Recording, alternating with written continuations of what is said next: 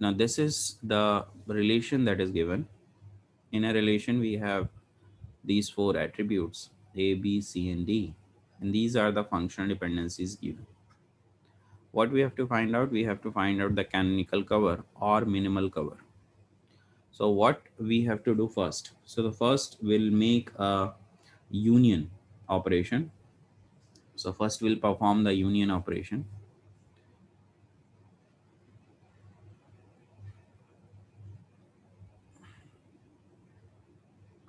Second we'll remove uh,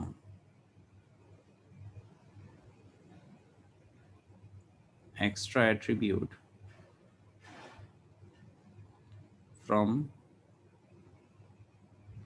left hand side. Third we'll again make a union operation, or we'll again apply the union operation. And fourth again we'll remove the extra attribute from right hand side part. And at last the fifth one again will make a union. Now in this, first we need to apply the union if it is possible. So you can see here A determines B and C. Again A is determining B. Here B is determining C, but B is not, uh, there is no occurrences of B again here. Here AB determines C, and we didn't find any occurrences of AB here. AC determined D. Again AC is not there again, but we find that there is the occurrence of A two times. Will make a union of these two. So once we'll make the union of these two, so what we'll get is A determine BC union B. It will be B and C only. Then the rest of the thing we'll write down. B determines C, and then AB determines C, and then AC determine D, right? So this is the first step that we have done. Next is to find out the extra attribute from left hand side. So from the left hand side, if you'll see,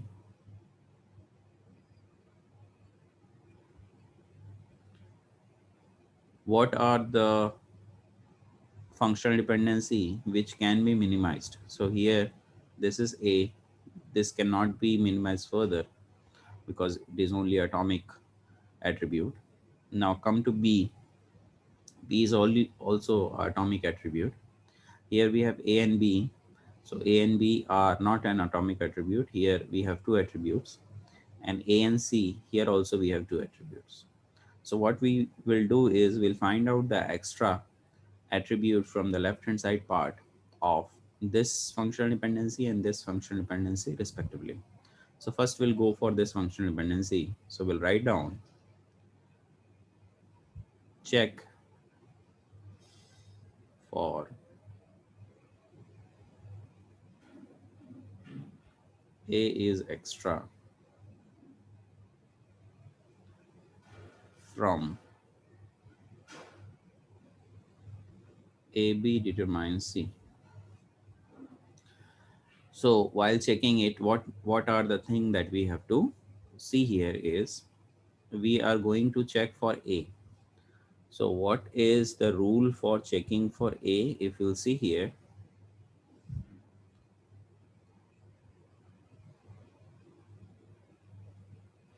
yeah,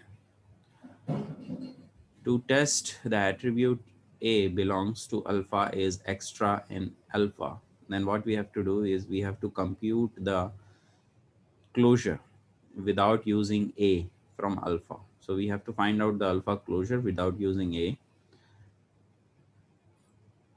using the rest of the dependency in F. Check that A minus alpha minus A closure contains beta if it does A is extraneous in alpha. So if that contain beta part, beta part, then we say that this A is extra. Okay. And what happened to the right hand side?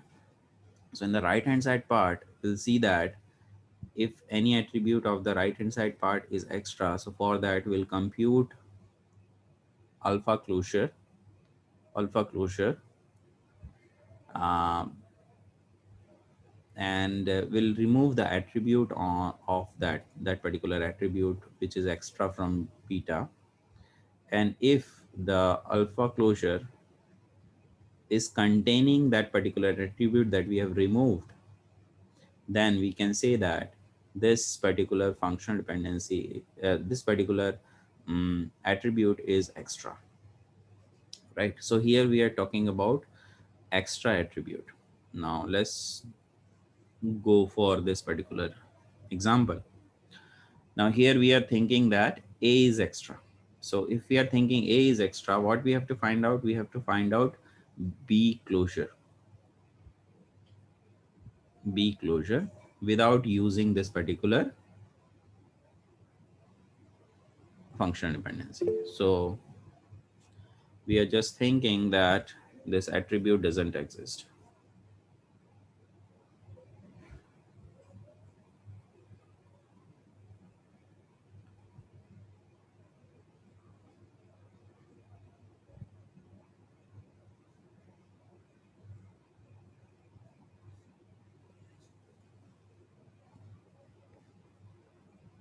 So we'll find out B closure. What is a B closure? B closure, B will come. And here what we are thinking that we doesn't have to use,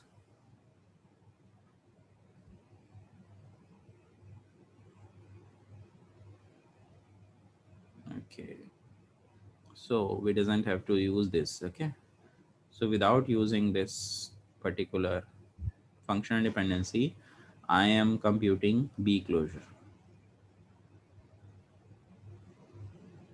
So B closure, B will come. B is determining anything? Yes, B is determining C. C will come.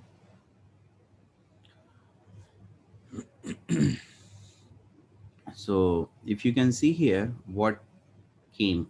C came, right? C is what? C is the beta part. So beta part is coming uh, in your closure. So definitely this A is extra here. Okay. So what is the rule here? The rule is very simple. We have to find out the alpha closure without using A. So without using A, we have done. So we have find out B closure, and if it is containing beta, the beta part. So what is the beta part in this particular functional dependency? The beta part is C. C is the beta part, and we are getting C. So we find out that this particular A is extra. So we'll remove A. So what we'll get? The functional dependency: A determine BC, B determines C, again B determines C, and here AC determine D. Now here you can see we can make a union of it. So we'll get A determine BC, B determine C, and AC determine D, right? If we'll make a union of these two. Now again, by getting this, we have to still go for this functional dependency, and we have to see that A is extra or not here. So we'll check for A is extra in AC determine D functional dependency. Okay. Now how we'll do that? Again, the same thing. From AC, we have to find out A is extra or not. So we'll find out C closure without using this functional dependency. So you assume that this functional dependency doesn't exist right now.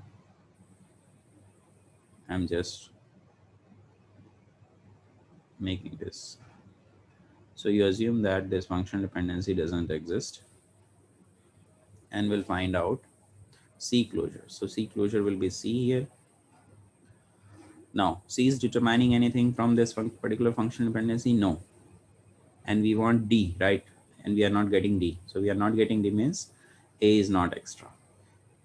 In the same functional dependency, we'll check for C is extra. Here we find out that A is not extra. Now go for C is extra or not. So for that, we have to find out A closure. Without using this function dependency, we'll find out A closure. A closure will be A.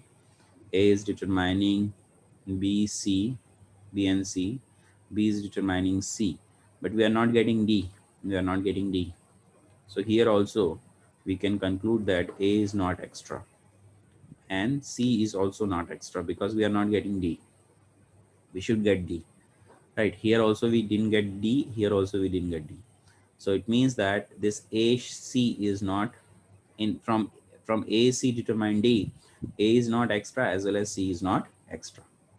Now after this particular checking, what is the status? The status is A determine BC, B determine C, and AC determine D. Right, this is the status. Now go for the right hand side part. Before that, can we make a union of it? So for making a union, the left hand side part should be the same, or the determinant part should be the same. You can see here all the determinants are different, so we'll not go for union. Now let's go for the right hand side part.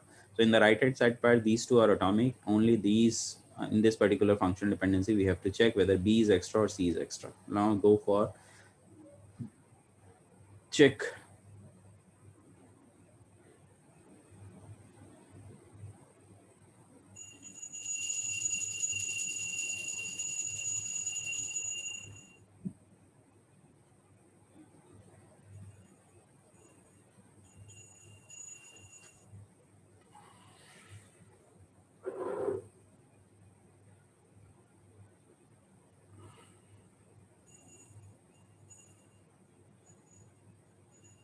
We are going to check for B is extra or not in the dependency A determine BC. Now for that, what we have to do? So for that, we have to apply the procedure, and in the procedure it is written that you have to find out A closure without using B. So we'll consider that B doesn't exist right now. Okay. So you consider that in this functional dependency B does not exist. So we'll find out A closure. So what is A closure? A closure will be A. A is determining anything? Yes, A is determining C from this particular functional dependency. Now we should get what we should get. We should get B here. Do we get B here? If we'll get B here, it means that this B is extra. So here A determines C, C will come. AC determine D, D will come. But we are not getting B, right? So if you will see this, here also it is written. From the right hand side part, if we'll find anything is extra, so what we have to do, we have to find out the closure of the alpha. So this particular part will find out the closure, and in that closure we'll see that the extra attribute should be removed. And if in the closure we'll find out this particular extra attribute, then we can say that it is extra. So let's go again. Now here we should get B, but we are not getting B in this particular A closure, right? So B is not extra. Now let's check for C.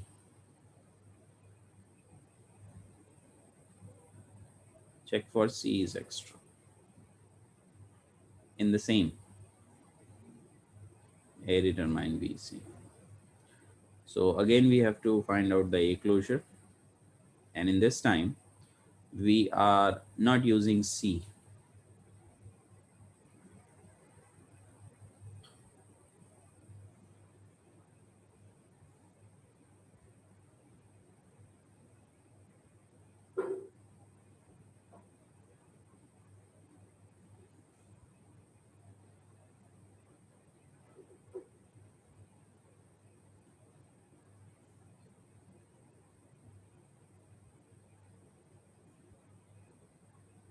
consider that C does not exist. Now go for the A closure. So A closure will be A. A determine anything? Yes. A determine B. B determine anything? Yes. B determine C. So we got C here. We got C means we got this particular extra attribute which we are checking here. We got it. It means that C is extra, right? So this signifies that C is extra. Here we should get B. If we'll find out B, we said that B is extra, but we are not getting B here. But here we are getting C. Now, for that, just remove the C. So we'll get A determine B,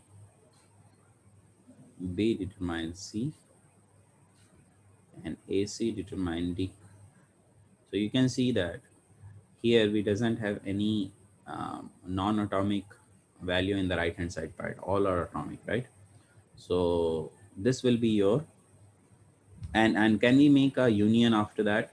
So you can see that the left hand side part or the determinant part are all different or all distinct, so we cannot make a union of it. Okay, now what is the minimal or the canonical cover we get this: A determine B, B determine C, AC determine D is your minimal cover or canonical cover. So if you'll see the answer also, we are getting B determine C. Yes, we are getting B determine C. Next is A determine B, A determine B. Next is AC determine D, AC determine D. Yes, so we are getting the answer here. This is the canonical cover or minimal cover in the functional dependency set.